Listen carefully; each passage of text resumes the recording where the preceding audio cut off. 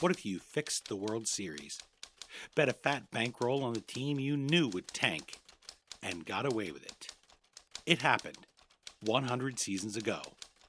We'll meet the big brain who pulled off the ultimate fantasy league win next. I remember he said when I first hit Broadway, New York was New York and the white way was gay.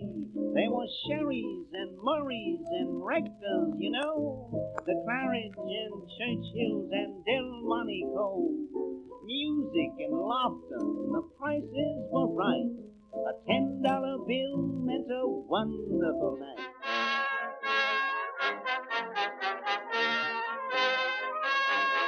Hello, history lovers, and welcome. I'm your host, Dean Karayanis, and this is the History Author Show on iHeartRadio. Now #1 in podcasting, thanks to loyal listeners like you. You know, a lot of the places and names mentioned in that song that we used for the introduction come straight out of the Jazz Age. The song was written in 1925, and we're going to go back to Jazz Age New York and find many of those places serve as backdrops to the amazing gambling mastermind Arnold Rothstein.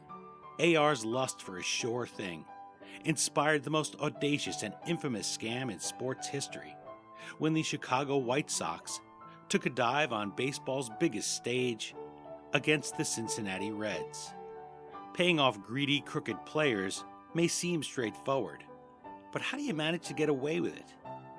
To do that, Rothstein spread cash around to everyone from bookies and judges to cops and politicians. And that's only part of his amazing life story. Returning to share his crackerjack historical wisdom is David Pietrusza, who brings us Rothstein, the life, times, and murder of the criminal genius who fixed the 1919 World Series. We last chatted with the award-winning historian about his book, TR's Last War, Theodore Roosevelt, the Great War, and a Journey of Triumph and Tragedy, which, by the way, is now a finalist for the Theodore Roosevelt Association's Award. You can find that interview at historyauthor.com or wherever you're listening now. David Pietrusza has written or edited enough best-selling award-winning books to fill a dugout. These include those on pivotal presidential election years 1920, 1932, 1948, and 1960. You've seen him everywhere from C-SPAN and the History Channel to ESPN and Fox Sports Channel, and on fine radio shows with the likes of my fellow Jersey boy, Joe Piscopo. David is also featured on AMC's Making of the Mob, New York. It's easy to see why he's been called one of the greatest political historians of all time. Follow him at dpietrusza on Twitter and davidpietrusza.com. That last name is spelled Pietrusza. Okay, now that we've phoned our bookie and bet on the Reds to win us some green, let's find our seats in the grandstand and meet the man who made this sure thing possible, Rothstein. Root for the home team. If they don't win, it's a shame. For it's 1, 2, 3 strikes, you're out at the old ball game.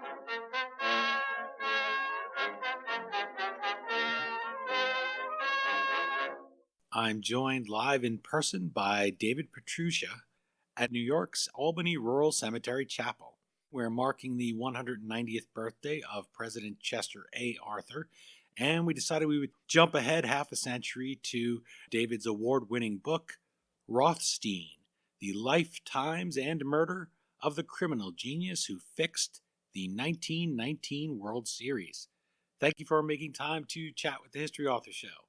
Great to do so. We're in a place steeped in history and a place steeped in early America, and that's what Rothstein's story is. Here's this young man that you wouldn't pick when he was there in his little cradle with his very devout Jewish father to end up being this gambling mastermind. You describe AR as having the layers of an onion. When you walk through a cemetery like this, you see people buried from different wars and different eras, and you see the nation growing up when you look at some of those headstones.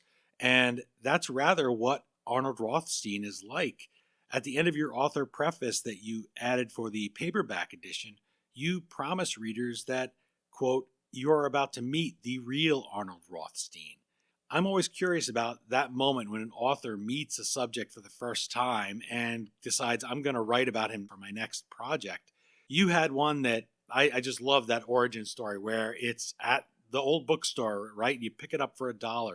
Tell that story. Oh, it's worse than that. it's in a cardboard box laying in the vestibule of the Albany Public Library near the state capitol. And I'm there on my lunch hour. They have these things for sale for $1, and I guess if they don't sell them, they'll throw them away. And among them was a biography of Mayor James J. Walker, the Tammany mayor of New York City. And it wasn't the famous biography by Gene Fowler that became a movie with Bob Hope. It was a book which was by a fellow named Walsh, very obscure, I'm sure more factual than the Fowler book. And I'm reading it, and I notice this Rothstein gambler fellow keeps appearing over and over again. He's involved in so many things in New York City. And I, at that time, had come out of being a professional baseball historian. I was one of the few people in, say, not the country, but the world, because who else outside America would be studying baseball history and getting paid to do it? I'd written a bunch of books on baseball, including one which won the Casey Award as Best Baseball Book of the Year on Kennesaw Mountain Landis. And I wanted to do not another book on baseball, but a book about New York City in the 1920s. And I faced two problems with that. What portion of that rich history would I take? Wall Street, the Jazz Age, bootlegging, any number of things. And why would a publisher allow this baseball guy to do this book? And Rothstein solved both those riddles because Rothstein was involved in so many things. The subtitle of the book involves the fellow who fixed the 19 World Series. And there was so much more to him than that. I thought we'd start with the Baseball World Series, the fixed series, the Black Sox, and do as best we could to find out more about this guy, because he's obviously not going to leave his state papers behind in the Arnold Rothstein Presidential Library and Museum in South Chicago or, anywhere. In fact, he did have papers, but they were largely destroyed by people whose interest it was to largely destroy them. So I didn't know what I would be able to find out, but he was a public figure as much as a gangland figure could be back then. So you found out a lot about him, and he tended to show up in other people's biographies and autobiographies a lot. So you were able to piece together an incredible kaleidoscope of crime and history and New York City. Because he's gambling, because he's involved in illicit things, he hides so much of himself, and he hides who he is. And I imagine that then when you write the book, you say, well, how much of this is myth? How much did he purposely put out as myth? How much did other people tell stories about him, especially when he dies violently and people are trying to cover things up? It must be hard to dig through that. You were just mentioning that biography and saying what the facts are to meet the real guy, because you meet him in that dollar bin, and then you kind of have to track him down from there. It took a while. It wasn't the easiest task in the world. I speak in the book early on about like peeling away the layers of the onion of Arnold Rothstein. So the outermost layer is the fixer of the World Series, and then below that is the gambler and the loan shark and the fellow who owns the racing stable and the drug smuggler at the end of his career, the bootlegger, the importer of the rum runner, the labor racketeer, etc., etc., etc. And he has certain social skills which enable him to be the go-between, which enables him to make all those things work for as long as they do. So he's the go-to guy between all those rackets and the police force and Tammany Hall and Wall Street and even baseball figures and Broadway. He's involved in everything. And that is behind a facade of, it's sort of a cliche. I'm just a legitimate businessman. Well, he was a legitimate businessman too. That was his front.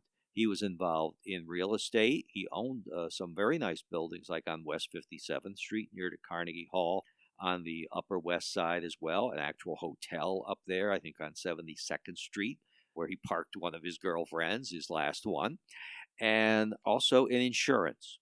So he was a loan shark. You took out a loan from him. And these were not necessarily with gamblers and stuff like that. He bankrolls the Selwyn Theater on 42nd Street. Major producer, the Selwyn brothers, put that up. He bankrolls Abe's Irish Rose, which is the big hit stage play on Broadway of the 1920s. When he does that, you take out the loan, you pay exorbitant interest, but you also take out an insurance policy from Arnold Rothstein. And that insurance policy is going to have as its beneficiary Arnold Rothstein. And as he would say, you better pay, and God help you if you don't. That seemed to be about as religious as he got. He turns his back on all of that. I think his father, from reading Rothstein, sounds like he was religious enough and devout enough and straight-laced enough for the both of them. And that's a source of friction in his life or in his relationship with his parents and his family, which eventually he moves away from. You talk about the Onion, and we're both looking here from time to time at the cover of Rothstein. He looks like a gentleman there. Nobody with a boater hat on could be bad, or with Absolutely a bow tie. not. He looks like such a gentleman. Looks like if I did need subway fare, if I did need some money, I would approach him. He seems like a fine fellow. He doesn't have a broken nose and a cauliflower ear or anything. No, he's not one of those D's, dem, and those guys. He's not from the Lower East Side. He's from the Lower East Side, right? It's like, no, he's not from a tenement. His father is an immigrant, but he's a very successful cotton broker, middle class, as you noted, quite religious, quite devout. He was known as the Just. He wanted his son, his older son, to become a rabbi. He certainly wanted Arnold to become as religious and devout as he was. I mean, what devout father does not want that? But Arnold rebels against that very soon, and that's pretty common. That's pretty common in the Jewish community, and I suspect a lot of immigrant communities as well at that time. And America is a great breaker down of traditional society. And you take a look at the big movie hit of the late 1920s, the thing that introduces sound to motion pictures, The Jazz Singer, where Al Jolson plays this fellow who his father wants him to become a cantor at the synagogue. Jakey Rabinowitz becomes Jack Robin, becomes an American, becomes a jazz singer, and rebels against thousands of years in tradition. So Rothstein is part of that. And he's also got a chip on his shoulder generally against teachers, against learning. He does have one great academic skill, which is math, which is what all gamblers seem to have. They're kind of mathematical geniuses or idiot savants in that way. They're always rolling around the odds and the numbers like that, and he is no exception. You mentioned the father and the idea of him being very devout, and I mentioned that this gentleman here on the cover of Rothstein looks so nice. In fact, he doesn't even drink. Never mind not being from the Lower East Side. He doesn't drink. He likes milk. He likes cookies. He has a sweet tooth. And in fact, there's a lady in your book who says, no man who just eats milk and cookies could possibly be bad. So it's very similar to what I just said about the boater hat. I don't know if they think he's a nice guy, but that's one of those layers of the onion. That's the outside one that you might first meet when you saw him. Aside from all other reasons not to drink, well, for one thing, not drinking is not illegal during Prohibition. All the other things are, and that's what Arnold Rothstein will do. He will do all the illegal things, the transportation and sale of alcoholic beverages. But, one of the problems with alcohol is you're not in control. And I think you want to be in control as much as possible, particularly when you are taking all those risks, and he wants to minimize risks. He does not want to be a fellow taking risks. He doesn't want to really gamble. He wants the sure thing.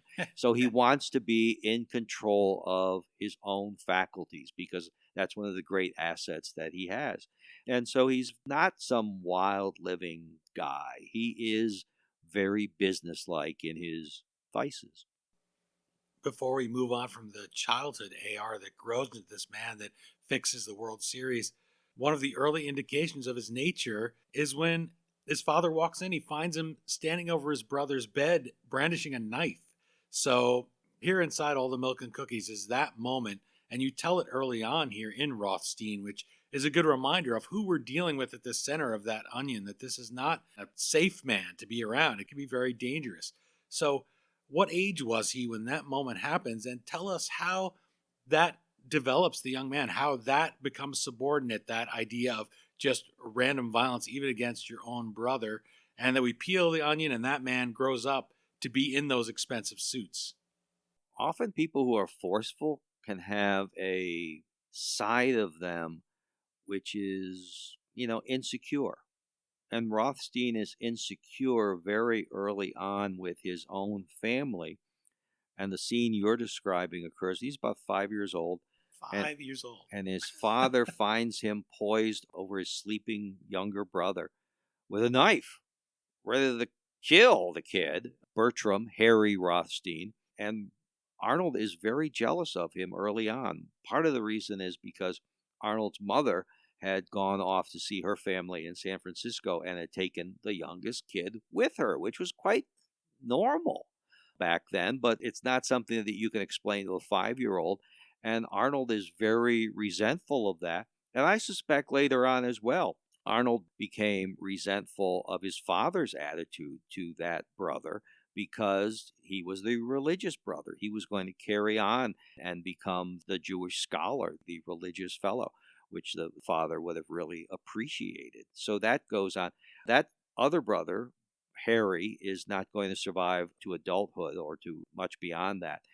But Arnold is still going to be very much estranged from his family. And there's going to be another source of estrangement, which I think we might cover fairly soon.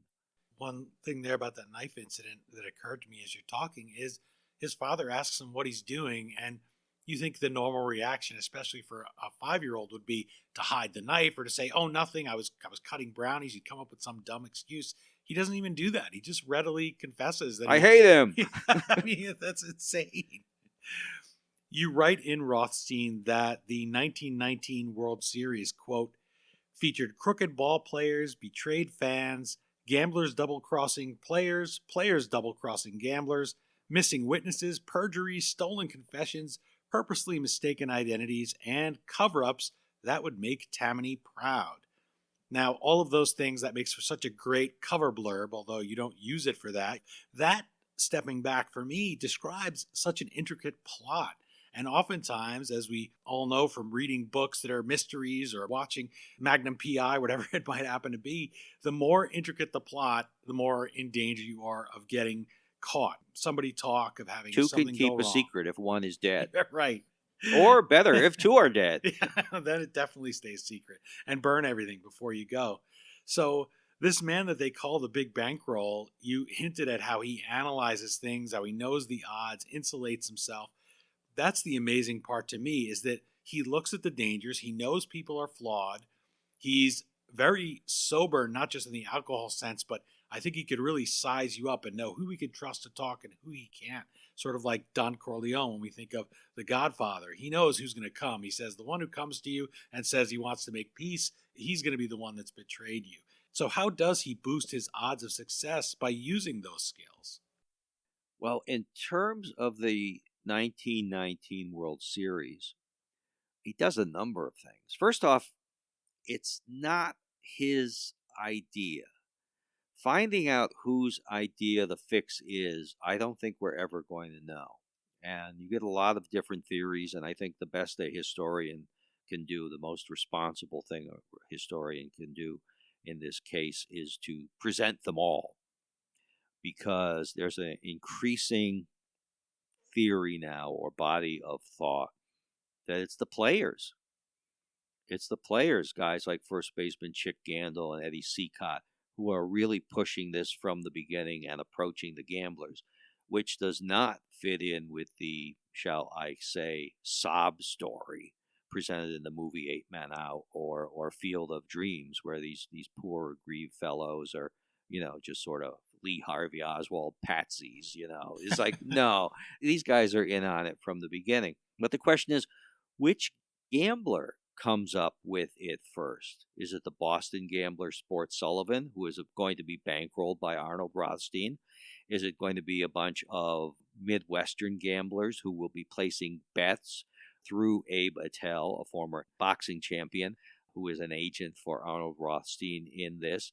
Is it Rothstein himself? We really don't know which gambler comes up with it first. But we know that Rothstein is in the middle of all these things. And why? Even though he's doesn't have a big history of baseball gambling, one of the things to think about in a bigger historical picture is 1919 comes after 1918, which means it comes right after World War I. World War I impacts this whole scenario very much. You have a work or fight order in which non-essential industries are being shut down. The racetracks are being shut down during World War I. So the gamblers, who are not exactly volunteering for service in World War I, putting on their doughboy suits, have to have something to do during the day. They congregate at the ballparks more than they ever have before. And they talk to the ball players more than they ever have before. And the revenues go down immensely in 1918. The salaries are going to be cut or at least stalled. And I thought about this just yesterday. It's like, bang. And I said this to the wife. I said, now look, what about this factor? You're a baseball player. You're maybe a highly paid baseball player. But is it so wonderful in 1918 when the marginal tax rate goes up to 70% to be highly paid? But you know what the marginal tax rate is on an illegal bribe? It's 0. All of a sudden, that bribe is worth more money than it was before there was an income tax. Yeah, the income tax is new. So Yeah. It's So it's like, oh yeah, let's take that $5,000 or $10,000. But Rothstein, what he's going to do is first bankroll Sport Sullivan to the tune of $80,000, and they are going to promise this to the 8 Black Sox players, or 7, however you count it, as to who's in on it, who's taking the money, through Sport Sullivan. And later on, he's going to work through a couple of, ham and egg sort of gamblers, Sleepy Bill Burns, a former Major League player, and Billy Maharg, yet another former boxer, who were approached by the players to throw the World Series. When the players were already working with Sport Sullivan, were already going to get $80,000, all of a sudden they say, we'll fix it for you two guys for $100,000. Rothstein will buy into this eventually because now he can dangle not one but 2 pots of money in front of the players. And one thing to know about Arnold Rothstein is he wants that money right away from you. But he's a very slow pay. Right. Yeah. He's a very slow pay, which eventually can prove to be a problem for him. Hazardous to your health. Hazardous to your health. Players end up getting stiffed, as you were reading in that passage. They get double-crossed that way in terms of payments. That's one of the reasons why some of the games the crooked Black Sox are going to play to win late in that series because they're ticked off. The money has not come in for them at all. Game 3, right? They say, hey, we were supposed to get not paid. Game 3. They're still playing to lose, but evidently they're messing up even playing to lose. But after a while, they will get in back of Eddie Seacott, and they will win a game for him, one of the fixers.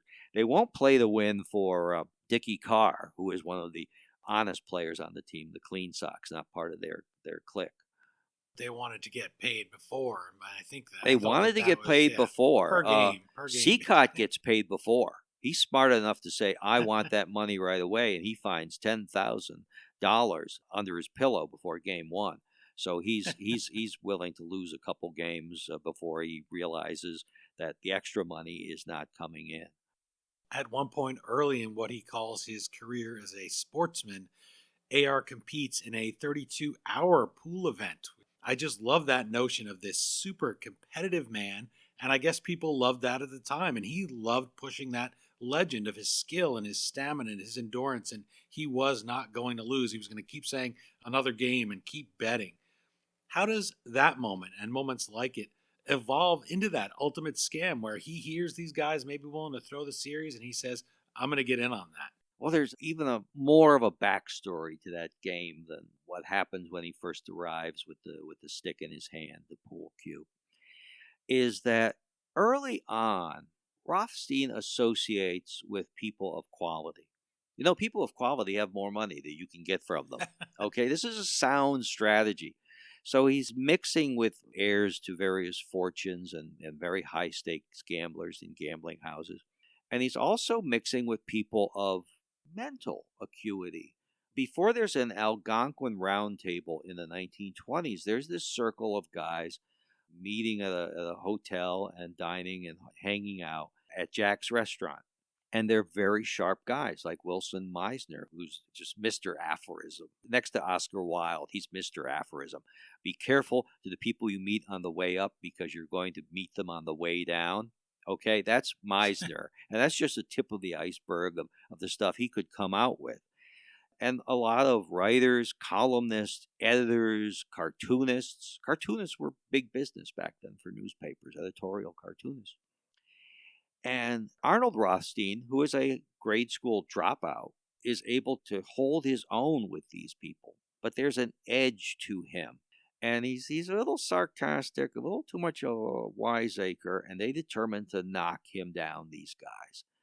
So one day they say, oh, this fellow Conway, this rich guy from Philadelphia is coming in. We think he's the best pool player around, and you can't beat him. Rothstein has an ego. So he's goaded into this match. And Conway might very well have beat him. I think the original stakes are like for $500. And Rothstein is behind at first, but then he keeps saying, let's go on and on and on and on.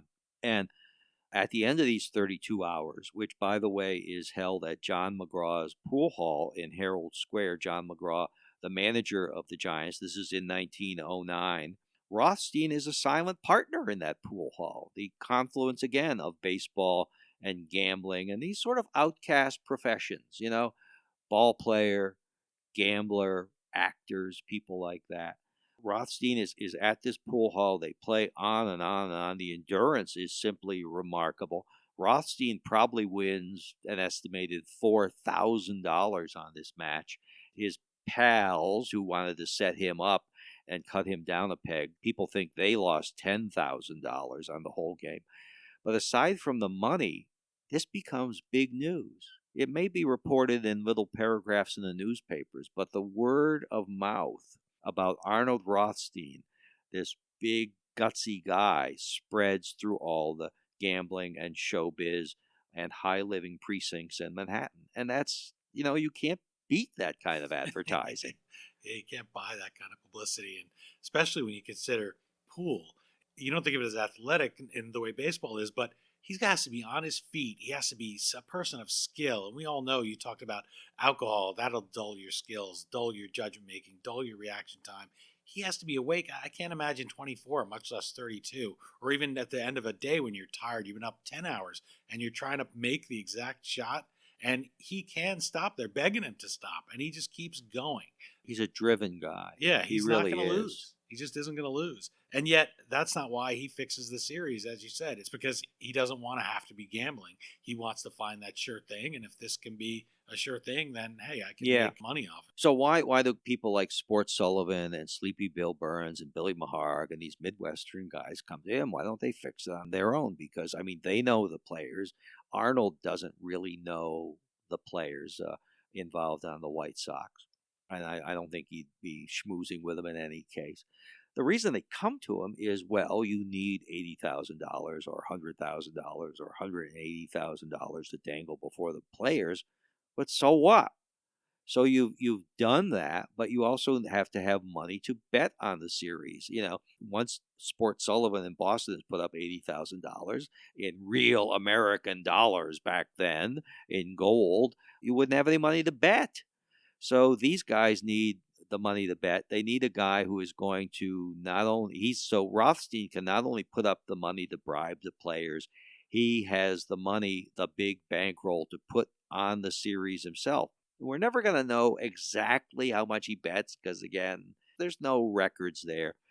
Usually there's a figure of $270,000 put forward, which really wouldn't be a record for him. He would win $300,000 or more or lose $300,000 on a single horse race. So this is not his biggest scam at all. That's why when he dies, and the papers run stories on his life and his obituary, the World Series fix is barely mentioned. He had so much more. Well, there's the onion again. There's so much more that you would make copy on that seemed to be almost besides the point, especially since he does take steps to keep his fingerprints off them. And I thought about it in 2019, and we couldn't imagine something someone says at some point in your book, in Rothstein, where they say, well, it's dead and buried with him. Attell, is that the name? I'm trying to remember the name. Abe Attell. Yeah. And he says, well, that was buried. That kind of fixing was buried with Rothstein. And today, you wouldn't be able to. First of all, the players much better paid, and they really, that's their life. And they wouldn't take the bribes. But I watch sometimes soccer when I'm at the bar getting, I guess you'd say, my skills dulled every now and then, waiting for a football game to come on. They'll have a soccer game on. And they'll have ads basically telling their fans this game is not fixed. And the reason they have to tell you that is because their games are often fixed. And I thought, we just take for granted that what happens on any given Sunday or a hockey game or in the World Series on a big stage is going to be honest. And yet, here we have a fixed game, and people don't walk away from the national pastime.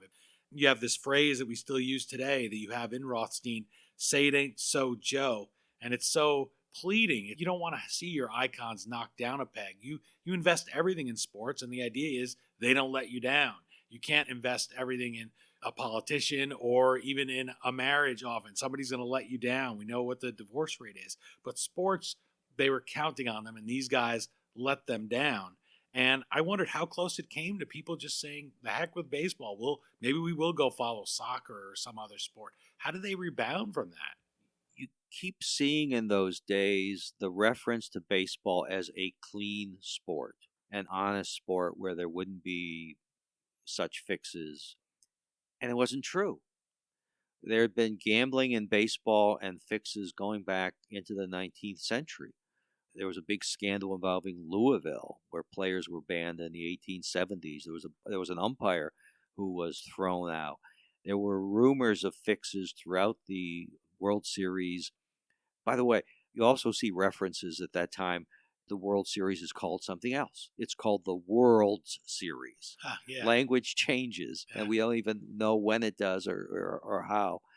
And so there are these rumors of fixes in the World Series in, say, 1911, 1914. One of the Midwestern gamblers was trying to fix the 1918 World Series, and there were rumors of that. Doesn't appear that that has occurred or did occur. So people thought it was clean. And in 1918, one of the great crooks in baseball history, who is banned as a part of the Black Sox scandal, but he's not a White Sox player. He's a New York Giants player at that time. His name is Hal Chase, Prince Hal Chase. We don't have any film of him playing, but as a fielder, he must have been better. He was a first baseman. Must have been better than Keith Hernandez. I never saw anyone better than Hernandez at first. Chase might have been better, but he was so crooked. And he was so skillful, he could, make that play. He could not make that play and look graceful not making the play, and still the base runner would be safe. Okay, he was really good at that, and he fixed a lot of games. He was with Cincinnati in 1918. Christy Mathewson was the manager, and they were going to bring charges against him, and nothing happened. You'd get all these rumors and nothing would happen in baseball. There wouldn't be any investigation of it.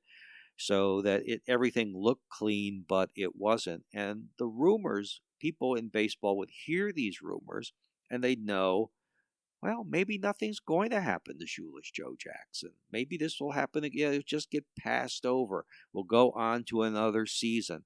But what happens to rescue baseball from people thinking it's going to be like boxing or horse racing, some fixed thing, is one, Babe Ruth, the lively ball era, where baseball changes radically from a pitcher's and fielder's game into a big home run sort of game and an exciting personality game, the golden age of sports, and no one's more golden than the Babe.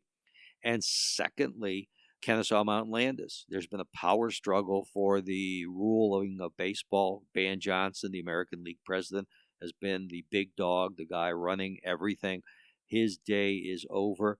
The magnates of baseball choose to put in Kennesaw Mountain Landis, who was a high-profile judge. He had fined Standard Oil back in 1907 $26 million.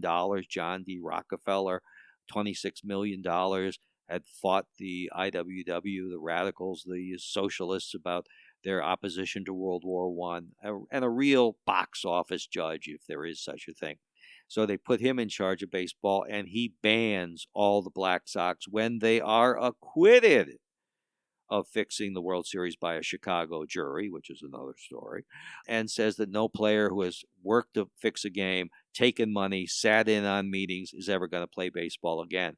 And when he does that, the fixing stops, and baseball really is a clean sport forever and ever, or until steroids.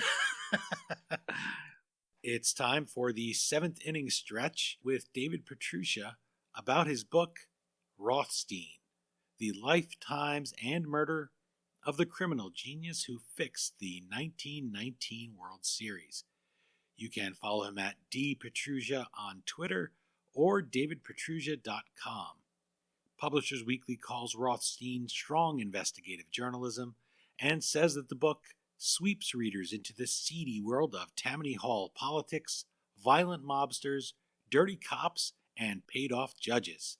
Who wouldn't want to read a book about those things from the safety of our home? David, we tend to look back at the Roaring '20s as this era of vice and corruption, and then it just ends with the repeal of Prohibition. Everyone can just have a drink and relax. I guess Arnold Rothstein would have just had a double shot of milk there at the end of Prohibition. But we move on. Then there's more historical things of interest to keep our minds. There's the Great Depression and the misery of that, and then World War II before you know it. I interviewed Bob Batchelor about his book about another figure from the Jazz Age, another man who's a possible inspiration for F. Scott Fitzgerald, by the way, in The Great Gatsby, which we'll get to in a moment.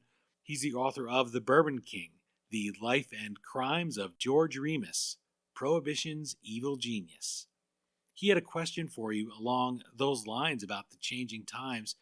Bob said that the big brain, since he had such an immediate and long-lasting impact on New York City in the 1920s, since his legend continued even after his death, what remnants of that legacy today, since we don't have fixing anymore, since we don't have the speakeasies, what part of Arnold Rothstein's New York City endures to this day? Well, they repealed Prohibition, but they didn't repeal original sin. So vice marches on. A lineal descendant, well, it's everywhere now. Because of Meyer Lansky, who was a protege of Arnold Rothstein, and Rothstein said, don't cut corners on these gambling joints you're running. Don't cheat the customers. Keep them coming back.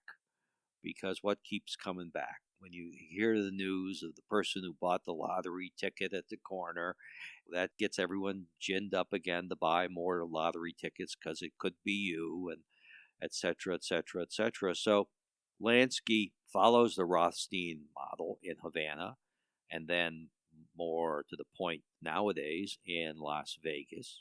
Las Vegas endures, and now you've got casinos in every podunk town in America. We still have that as an Arnold Rothstein legacy. Rothstein was running his own casinos. He had one and gambling houses. He had one outside Saratoga Springs, very profitable. He had one on Long Island. He had gambling houses before that. Had one on West 46th Street in New York City, which really cemented his fortune early on in the teens. But also a much more pernicious legacy is that in the mid-1920s, he starts seriously bankrolling the drug traffic and the importation of drugs into America, both from Europe and from the Orient. He has one of his legitimate businesses, again, is importing antiques from the Orient, antiques from Europe. And guess what comes in those packing crates besides antiques? Drugs. Yes. Heroin, I suppose, all kinds of things. Yeah, yeah. And they weren't checking you at customs. And there just millions and millions of dollars at that point were being involved. And what you see following his death, where the authorities do pick up the threads of what he had left behind, is there's a series of incredibly high-profile, big-money drug raids throughout the New York City area.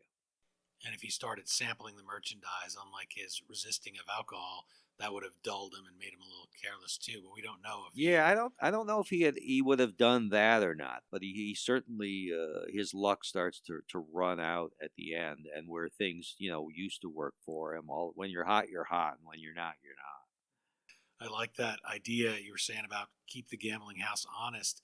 He wouldn't want you to say you'd been cheated.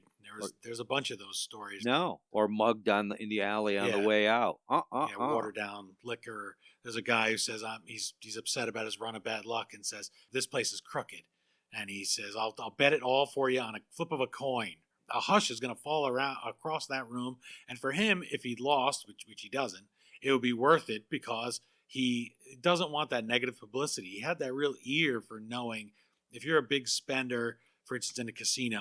They tried to, I think it was the Atlantis down in Atlantic City, and I read an article on it once, and they said they pitched it as being affordable for you, and it was going to be sort of a stripped down version of a casino.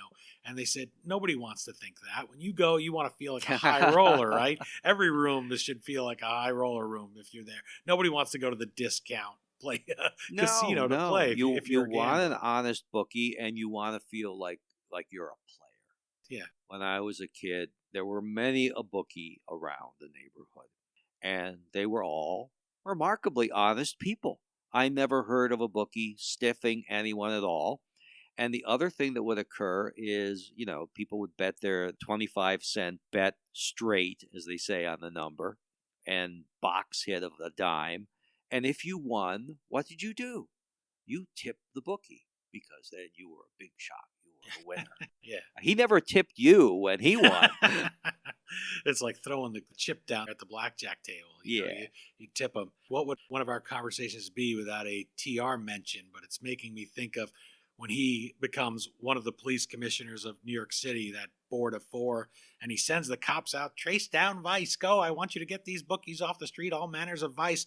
And that cop grabs a fellow he sees under a street lamp who's writing numbers in a book, and he says, well, this guy's a bookmaker, and he drags this little bespectacled fellow up down, and he finally gets in there and he explains, I'm a math teacher.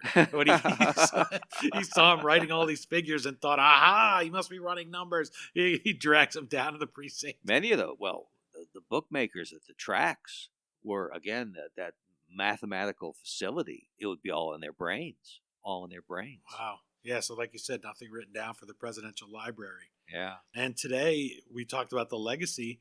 The legalized sports gambling has just come to New Jersey. I think in the first year it beat out Las Vegas. People will drive across the George Washington Bridge or pop through the Lincoln Tunnel just to sit there with their app and make their bet. And it's easy to look back, I guess, on the 20s in Rothstein and say, well, he was paying off these government officials. How terrible. Well, today the government just decided its cut out the Rothsteins. Right. They're going to just get their dollar from our vice all on their own. So it's gone mainstream now. They discovered they can make their cut.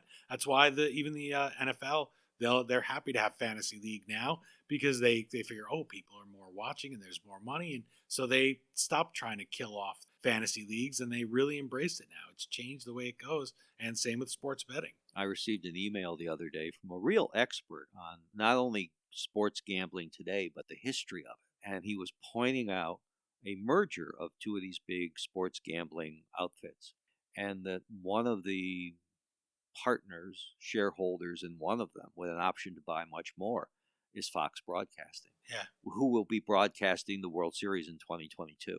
So you've got a very, very un-Kennesaw Mountain Landis connection between gambling and baseball directly right now, and we'll see how all that plays out. There used to be gambler sections in these ballparks. Will there be like kiosks? Yeah, you can bet on it. At the park where you can just say, well, this is going to happen in this inning or to score. I don't know.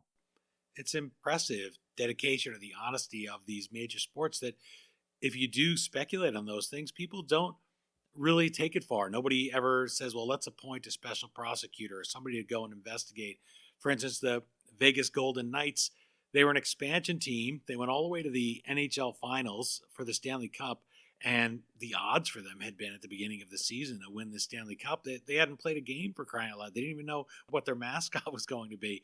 There were stories in the Washington Post about what a bath the people that were taking the action for the finals would be. But nobody ever said, well, I bet the reason that they lost is just because the bookies would lose too much.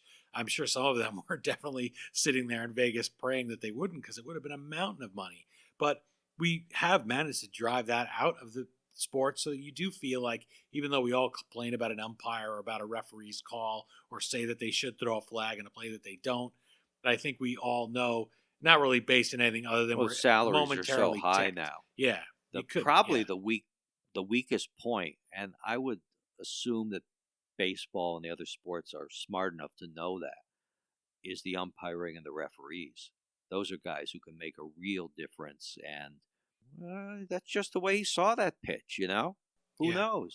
There's bad calls all the time. It doesn't matter that they're dishonest, but you want to see if that umpire is in debt, what he's doing on the road, what bad habits he has.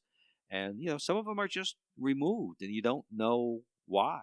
So eternal vigilance is the price of everything. I mentioned F. Scott Fitzgerald, and he only met Arnold Rothstein once. How much does the man we meet in Rothstein inspire Meyer Wolfsheim in The Great Gatsby?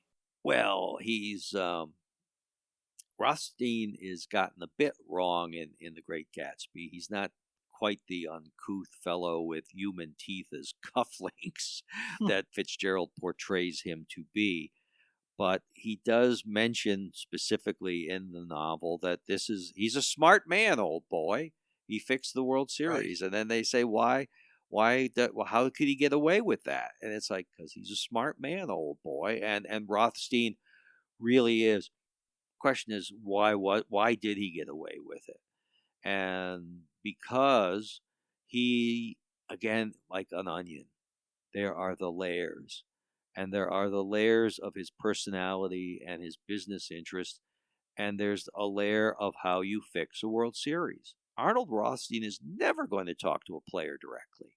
There's going to be people he talks to who talk to players directly, but not him. And those people, these middlemen, like Sports Sullivan and Abe Attell, they simply disappear in one form or another from the legal proceedings. You write evidence had a way of disappearing around Arnold Rothstein. And I guess if a person got to, in fact, that does happen in Rothstein, people will tend to disappear in that business or that world where you just walk out of your apartment one day and, oh, wow, it's raining, but it's raining bullets. So that kind of thing happens. And I don't know that he sweats it during that, but how close does he get to, or how close does an honest cop, an honest prosecutor, an honest judge get to tying him into this, I guess what today we'd call racketeering? You mean with the series? Yeah. His name is mentioned by Sleepy Bill Burns and Billy Maharg because they had met with him. They originally want to meet with him at the racetrack or in Rothstein's office, and Rothstein won't meet with them. Instead, Rothstein meets with them, and he knows why they're coming, to get the money to fix the World Series. He meets them in the middle of the dining room at the biggest hotel in Times Square, the Hotel Astor. He listens to them and then blows up very visibly and says, I want no part of this fix. He has, coincidentally, at dinner with him, a former New York City police officer and also rumored a judge. So he's got witnesses who are going to be able to Unimpeachable. testify. I turned the fix down. Now, later on, he's going to work through these guys in a back door. But these are the only fellows who are willing to testify against him, and they do, although they're not sure where the money came from. Sport Sullivan is made to just disappear. He's put off on like a boat to Europe or somewhere during all these legal proceedings. He's never brought to trial. Abe Attell, the situation is far more interesting. For a while, Rothstein and Rothstein's attorney, a guy named Bill Fallon, sends Attell to Montreal, but then they bring him back. And he's in New York. He's walking through Times Square one day. All of a sudden, he's arrested by New York City police officers to be extradited to Chicago. And it's a setup. They know that he's going to be walking through there, and he's hauled before a magistrate, Attell is. And a witness comes in from Chicago who had bet with Attell and is a complainant in this case. And the judge says, "Is this the man that you bet with? Is this Abe Attell?" And the witness says, "No, Your Honor. This is a different Abe Attell." Abe Attell had been a boxing champion. He was well known, okay? And this is a complete lie and a perjury, but it is a paid-for lie and perjury. And this is the type of stunts that Rothstein's attorney, Bill Fallon, is capable of. When Rothstein goes and appears before the grand jury in Chicago, they make up this story that he's assaulted by newspaper reporters and photographers, and he's the aggrieved party. With Fallon, his defendant is always the aggrieved party, and he makes up these ridiculous stories like, this is not the same Abe Attell. When Fallon, there are charges of jury tampering brought against him, he puts William Randolph Hearst on trial because the charges had come in a Hearst paper, and says that Hearst has it against him because he knows that Hearst had twins by Marion Davies. This is a complete lie, okay? This is just made up. And so they will make stuff up. The enduring myth of the Black Sox case is that Charles Comiskey, the owner of the Black Sox, was a cheapskate and was cheating the Black Sox on bonuses and underpaying them. And we now know, we have the records in the last 20 years, since I've written Rothstein, people have really dug into this, and it's just not true. But this story gets peddled originally in the defense of the Black Sox in their trial. And Fallon wasn't in the courtroom. But this thing of putting somebody else on trial when your guys are guilty as hell, that's a Fallon stunt. And who's paying Fallon for all of this? It's Rothstein. I find it amazing, the mechanics of it. Never mind the morality. Oh, it's of a corkscrew situation. Yeah, the way he figures it out. And as someone who's interested in politics and into it, I look at those things and the way that he could have been a politician, but he'd rather buy the politician. He could have been a man in the press, but he'd rather... He could have been a Wall Street broker. Yeah, he was with the offered numbers, $25 amazing. grand in the teens That's to go right, over and do that. And it's like, that's not interesting to me. Not as exciting. One of the things I do, I probably started with Rothstein, when I do a book, is to create a chronology of events so I can keep things straight. Keeping things straight with Rothstein was very hard. And you would see, okay, he's involved in this bootlegging here and beating someone up there, and this and that, and then he's fixing the World Series that afternoon. And how does he keep it straight? How does his emotions not just go, his nerves are completely frayed at this? I had to talk to you this afternoon and give a talk on Chester Arthur the same day, and I'm like, oh, and how does he do 6 crooked things before lunch? He keeps it all straight. And he keeps it all straight. The milk must have helped his stomach. I think so. Yes. Yeah, it's crazy. And bad teeth though, from all the cake. Yeah, from all the cake and all the sweets and everything. I love that thing with the press. That's something that, he manipulates them right there. It's straight out of Chicago, out of the play Chicago. And oh gosh, how could you treat me like this? And again, that his look works for him. Yes. He looks like a gentleman. You could find him standing over your bed with a knife, and you still, your instinct, your brain, your subconscious is going to say, this guy, maybe he's a broker, maybe he's a dentist. I wouldn't think that he's really going to use that knife on me, but he would. And he knows that. He knows what his own skin looks like, and he sees all of those angles. I just found that amazing. It's somebody that is good to read about in history, but I think if he was alive today and if he'd really turned his mind, his talents to criminal things, that it would have been a real tough person to deal with, because how would you catch somebody like that who's a lawyer, who's all these things wrapped into one in his mind? I mean, he's not a lawyer, but leaves grade school and he has all of these natural skills and the ability to assess the situation so well. Maybe a general. He could have been so many things, and he decides to just put it to getting the big pot, getting the big score over and over again. Yeah, it's the value of networking, I think, and the fact that he's able to be the bridge between people. I think he's able to be the bridge between people because one of his first jobs is he goes to Chicago when he's a young man, and he's selling cloth or something, and he loses all of his money on the road, but he's a salesman. Right after that, he's also works selling cigars to cigar stores. So he's a salesman. This is going to work for you. Don't do it for me, but this is going to work for you. This bribe will work for you and for your family.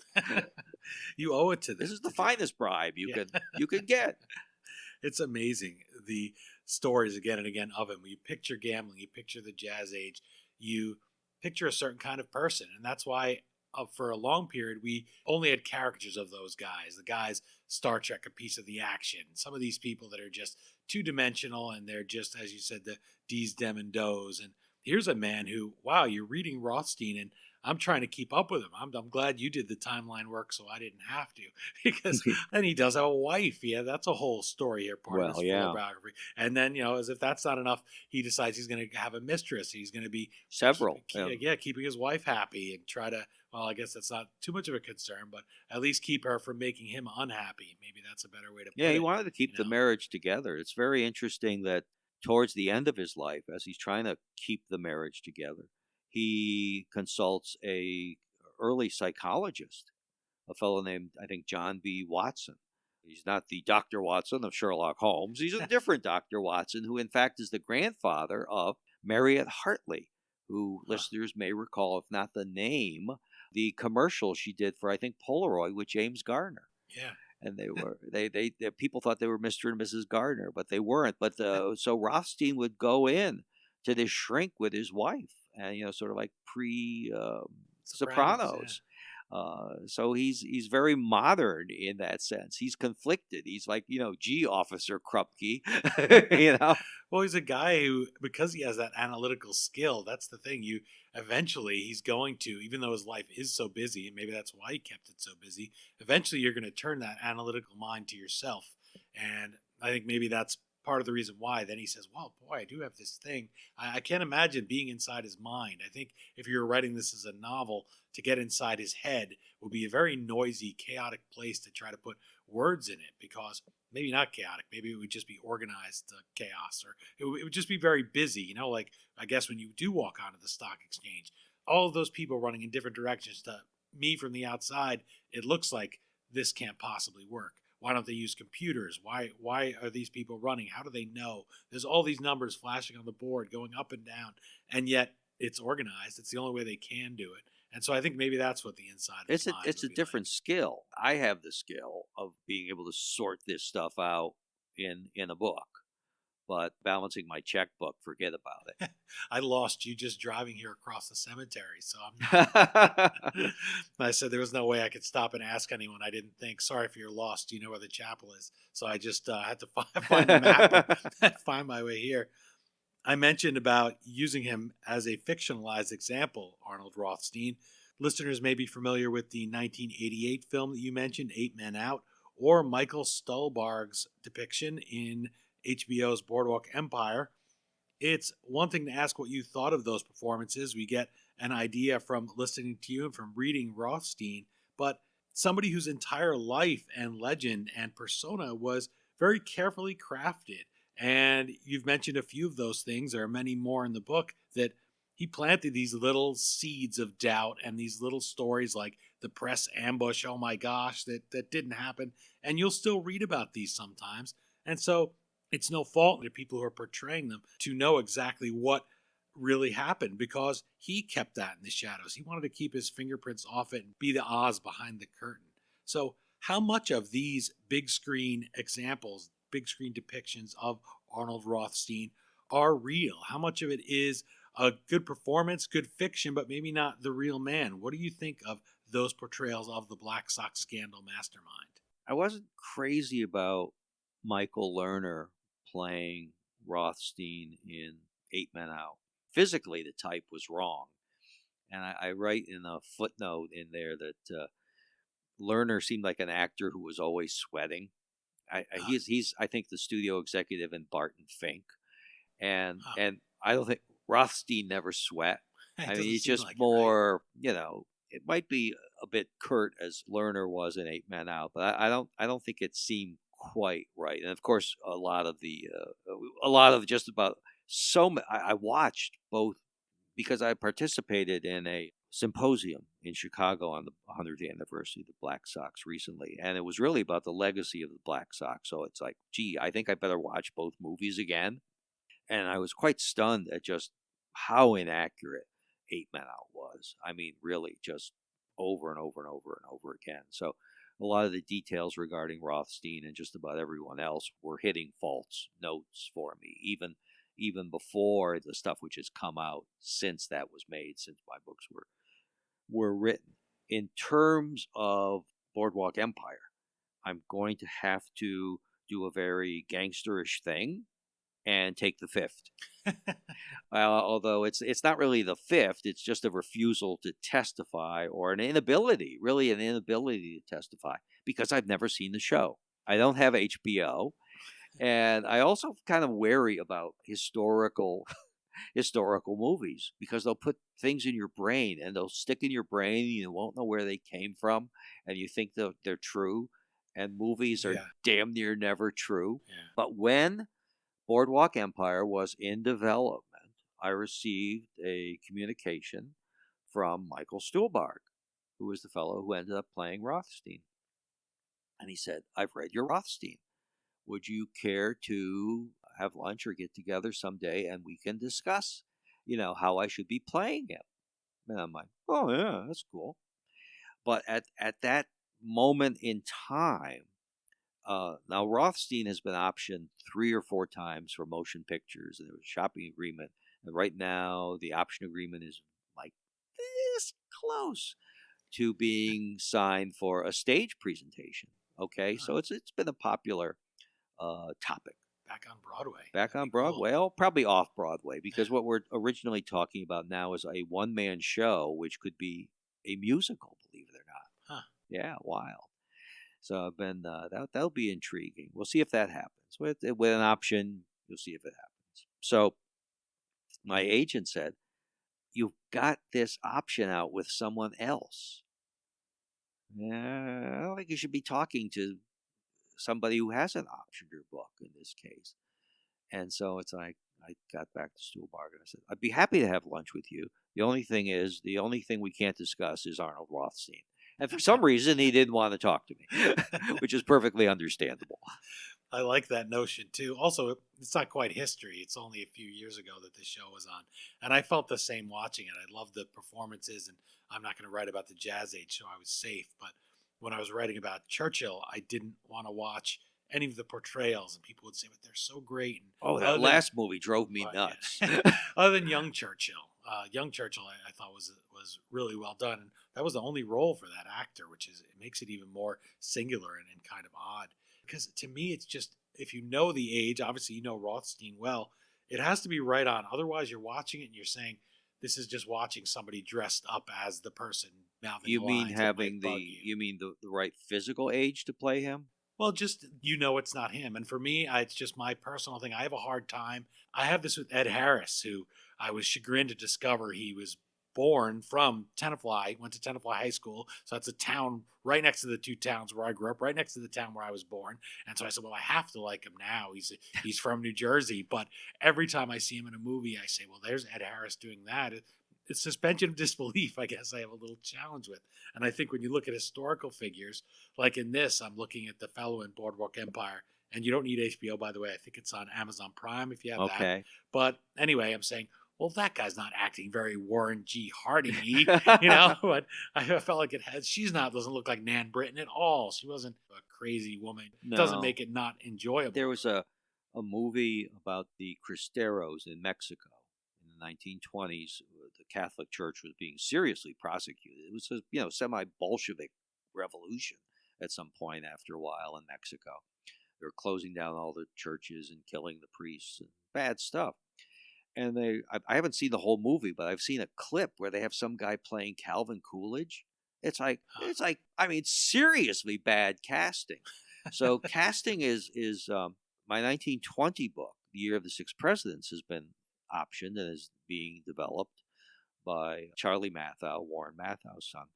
And I think one of the difficulties with bringing that to the screen, and hopefully he'll have a great casting director, is that what these people look like. If you don't know and the bulk of people don't know what Nucky or Arnold Rothstein or, any of these characters look like, Dutch Schultz, but you damn know what Franklin Roosevelt or Theodore Roosevelt looks like. You may be a little hazy on Warren Harding, but you've got to get those you've got to get those guys right, and that can be very hard. As to what Nan Britton looks like, I don't know. I know, but it's like no one else is. I said he looked like a president. He does look like a president. That's why they said that's like Chester Arthur looks like a president. That's why they said they elected him, because he looked like a president. And you mentioned that about who plays who. Brian Keith, the late Brian Keith, played both Theodore Roosevelt and William McKinley in 2 movies for John Millis. You can have 2 guys who look less alike. The Wind and the Lion is such historical garbage. Well, the Rough Riders is good right up till the very end, and he has to put Germans in. And if you listen to his commentary, they say, were there Germans there with the Cubans shooting down on Theodore Roosevelt? And he says, well, you had to put the Nazis in the movie. And then he goes, well, the Germans. No, there were no Germans there. But he sticks that in. And they also call it World War I, when, of course, they wouldn't have called it Well, at the end of the Wild Bunch, you've got Germans, aiding the bad Mexicans. Yeah, they'd always slip them in there. All-purpose villains. Yeah, the young film buff in Northern Exposure, the German man comes through, a German young guy, and he says, "What's it like to be the bad guy all the time?" He asks him, and he says, "Oh, it doesn't bother me. It's okay." Though we hear that accent, you hear it on the streets of New York, and you start to think, because this is what movies do to us, I guess. It starts to get in your mind. It's not very fair. I always used to get, like in the 70s, staying at the Hotel Edison in Manhattan, getting in the elevator with Germans, and something would kick in, some racial memory in me, and I'd get very nervous. Also, they're much taller than I am. The Polish background, I guess, is going to be something that'll make you think. This is it. This is one of the things, I guess, that spoke to me a little about Rothstein that you mentioned before about becoming Americanized. And I'm picturing Rothstein as being a strawberry or whatever he might have been dropped into that blender that is the American melting pot before we can melt, or being dropped into this melter. It takes a while to feel you're part of the club. Now, you can overstate, and I think it is overstated, the discrimination or whatever. But you're still not sure where you fit in. When I got engaged to my wife, which was in 1989, my mother hadn't met my fiance at that point, and I was explaining to her, and just very maiden name Bassford, didn't end in a ski, okay? And my mother asked, "Is she an American?" She didn't mean whether she was a foreigner or an immigrant or anything like that. The implication was that somehow, even though my ancestors had first come over in the 1890s, that we still weren't in the same league as the Anglo-Saxons. Yeah. Yeah. So it takes a while. It takes a while. The immigrant experience is interesting. It's interesting not only for the people who come here and the shock of people who are here.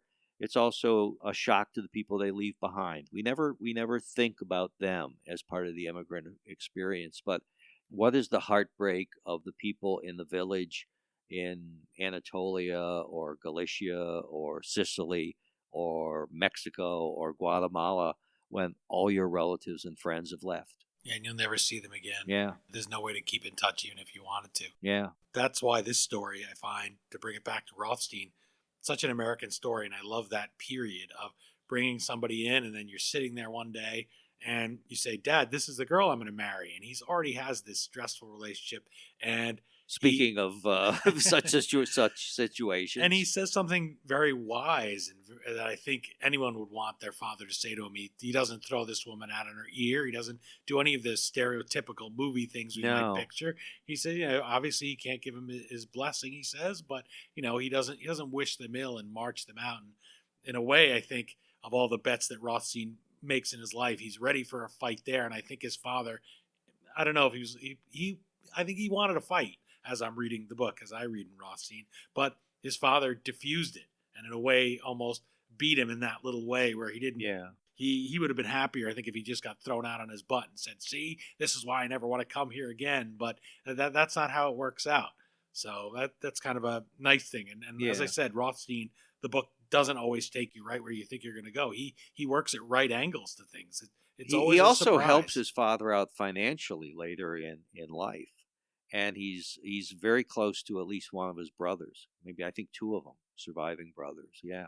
So even though he's estranged from his family, it's not a clean break.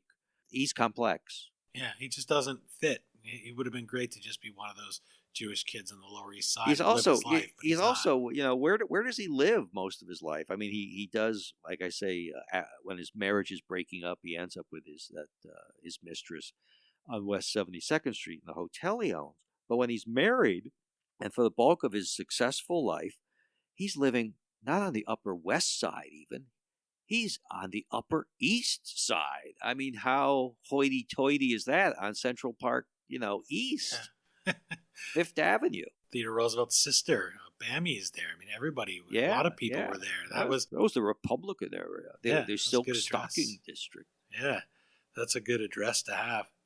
Well, I'll ask you one final question, and that is probably going to come as no surprise to people who have been listening, but that's that as I read Rothstein, I never felt as if I was thinking, hurry up and get to the World Series. I don't want to read about his childhood. Look how interesting his life is. I don't want to read about him as a young man. Let's just get to that one moment. But his life is a million moments that are just as audacious as fixing the World Series. He's a fascinating figure of the Jazz Age, a compelling figure.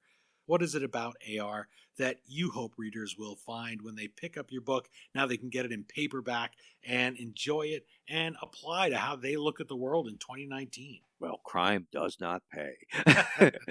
A spoiler alert, he comes to a bad end.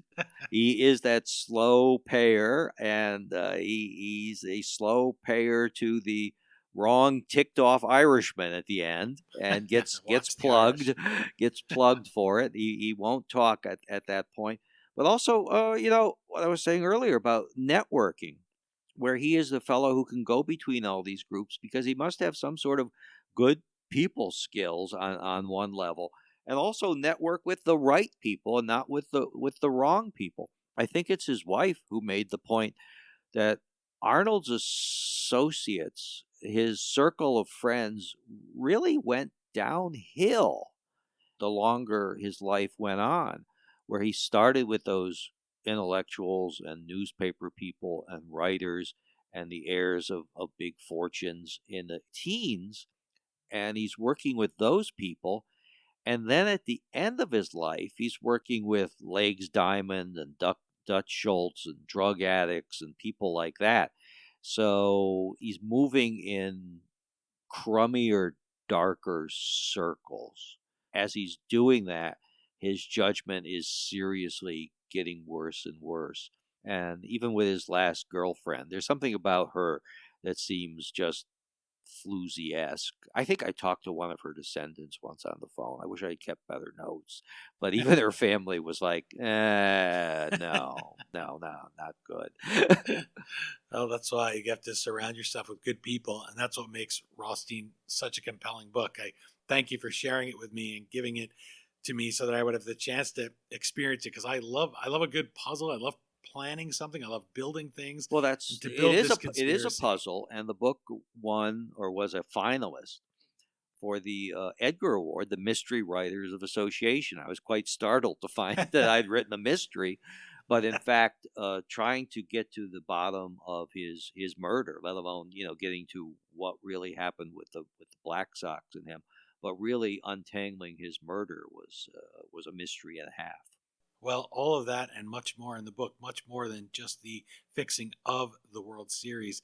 David Pietrusza, thank you for coming today and sharing Rothstein with me, introducing me to this man, the complicated man, the man of a million layers, that onion of a man who did fix the World Series 100 years ago in 1919 through the faces of others, keeping his fingerprints off it. Just an amazing feat, amazing criminal mastermind to do that, as you have here. Criminal genius. Certainly genius applies. Geniuses aren't always the great kind, aren't always the benevolent kind, the Albert Einstein kind. I guess it takes all kinds to make a world. I hope listeners will pick up the book and meet this man that 1920s America called the Big Brain. They'll find him just as fascinating as Americans did back in the days of the flappers. Thank you. Casey saw all the games, knew the players by their first names, told the umpire he was wrong all along, good and strong. Again, the book is Rothstein, The Life, Times, and Murder of the Criminal Genius Who Fixed the 1919 World Series. As always, you can find the Amazon link to purchase your copy at historyauthor.com. By buying books through us, you're helping us keep the flux capacitor on our time machine humming like usual. My sincere thanks to David Pietrusza for joining us and for sharing the story of the man who pulled off the greatest fix in sports history, with the whole world watching. Visit him online at dpietrusza on Twitter or davidpietrusza.com. That last name is spelled Pietrusca. And while you're at it, let us know what you think of the book and the interview on Twitter at HistoryDean, Instagram at The History Author Show, or Facebook.com/HistoryAuthor. That's it for this installment of The History Author Show. I hope you'll join us for our next all-new interview right here on iHeartRadio.